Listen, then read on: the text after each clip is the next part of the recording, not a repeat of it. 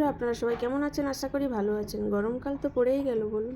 গরমকাল মানেই একটু শুক্তো খেতে ইচ্ছে করে, তাই আজকে গরমের শুরুতেই একটু শুক্তো বানিয়ে ফেললাম।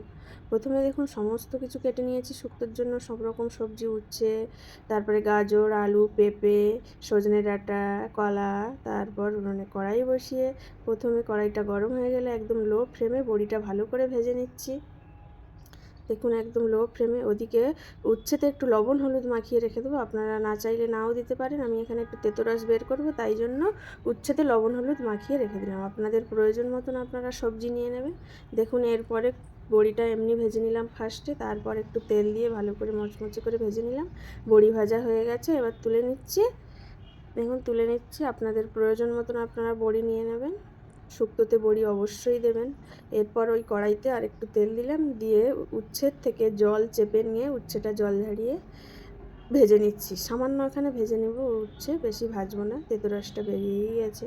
আপনারা যদি তেঁতো রসটা বের করতে না চান তাহলে ওইভাবেই ফার্স্টে একটু উচ্ছেটা ভেজে নেবেন, তাহলে শুক্তোটা খেতে ভালো লাগবে এবং সামান্য তেঁতো হবে, খুব তেঁতো এখানে হবে না। দেখুন উচ্ছেটা সামান্য একদম মিডিয়াম আছে একটু ভেজে নিলাম, তুলে নিলাম। এবার ওই গরম তেলে 5 ফোড়ন, 2টো শুকনো লঙ্কা দিয়ে দিলাম, 2টো তেজপাতা দিয়ে একটু নেড়ে নেব। একদম লো ফ্লেমে উনুনের আঁচটাকে রেখেছি।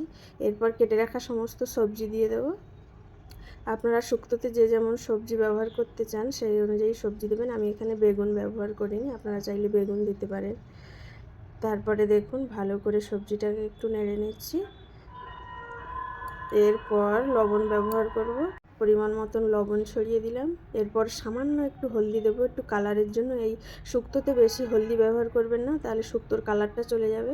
এরপর ভালো করে নেড়ে চেড়ে মিশিয়ে সবজির সঙ্গে ঢাকনা চাপা দিয়ে একদম লো ফ্লেমে একটু সবজিটাকে ভাপাতে থাকবো। দেখুন ভালো করে নেড়ে চেড়ে মিশিয়ে নিয়েছি। এরপর ঢাকনা চাপা দিয়ে দেবো, দিয়ে একটু সবজিটাকে জারাবো। ঢাকনা দিয়ে দিলাম, একদম লো ফ্লেমে রাখবেন। ওদিকে একটা পেস্ট বানিয়ে নেবো, আদা, 2টো কাঁচা লঙ্কা, রাঁধুনি। তারপরে পেস্টটা বানিয়ে চলে এলাম। দেখুন এবার নেড়ে চেড়ে, জলটা শুকিয়ে গেছে ভালোভাবে, এইভাবে একটু নাড়তে থাকবো। সবজিটা সুন্দর করে কষাবেন, যতই করে কষাবেন ততই খেতে সুন্দর লাগবে। তারপরে যে পেস্টটা করে নিয়েছিলাম, রাঁধুনি, আদা আর 2টো কাঁচা লঙ্কা দিয়ে দিলাম। শুক্তোতে রাঁধুনি অবশ্যই ব্যবহার করবেন। একবার এইভাবে বানিয়ে খেয়ে দেখুন, আশা করি আপনাদের ভালো লাগবে। তারপরে দেখুন ভালো করে কষিয়ে নিচ্ছি। যেহেতু আদা আছে, আদার কাঁচা গন্ধটা চলে যাওয়ার জন্য ভালো করে কষানো হয়ে গেছে। এবার শুক্তোতে দুধ ব্যবহার করব। তার আগে ভেজে রাখা উচ্ছেগুলো দিয়ে দিলাম, দিয়ে ভালো করে নেড়ে চেড়ে আরেকটু কষিয়ে নেব, মিশিয়ে নেব রাঁধুনি, আদা বাটাটা উচ্ছের সঙ্গে। দেখুন সবজিটাকে এইভাবে কষিয়ে নিচ্ছি। উনুনের আঁচটা একদম লো ফ্লেমে রাখবে এই সময়।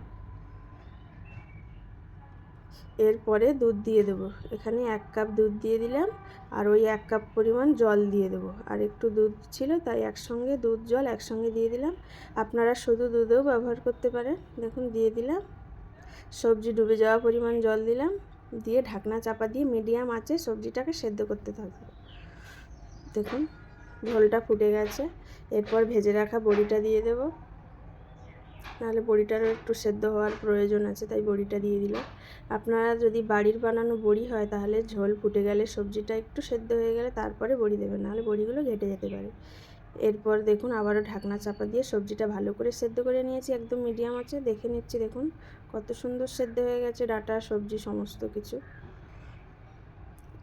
এরপর একটু চিনি ছড়িয়ে দেবো। শুক্তোতে সামান্য চিনি অবশ্যই দেবেন স্বাদের জন্য, তাহলে টেস্টটা দ্বিগুণ হয়ে যায়। এরপর একটা ভাজা মশলা ব্যবহার করব। এই ভাজা মশলাতে আছে লবঙ্গ, দারচিনি, এলাচ, 2টো তেজপাতা, জিরে, তারপরে ধনে আর গোলমরিচ ভেজে একসঙ্গে গুঁড়ো করে রাখা আছে। এই মশলাটা দিয়েই অবশ্যই ভাজা মশলা ব্যবহার করি রান্নাতে। এই মশলাটা ভেজে গুঁড়ো করে দেবেন, অবশ্যই সুন্দর লাগবে খেতে। আর যদি এই মশলাটা ব্যবহার করতে না পারেন তাহলে অবশ্যই জিরে আর 5 ফোড়ন ভেজে গুঁড়ো করে দেবেন। আজকের রেসিপি একদম রেডি, শুক্তো, ঘরোয়া শুক্তো। আপনাদের যদি এই রেসিপিটা ভালো লেগে থাকে অবশ্যই চ্যানেলটা সাবস্ক্রাইব করবেন। আপনারা সবাই ভালো থাকবেন, সুস্থ থাকবেন। পরবর্তী নতুন রেসিপির জন্য অবশ্যই অপেক্ষায় থাকবেন বন্ধুরা। আজকের মতন টাটা।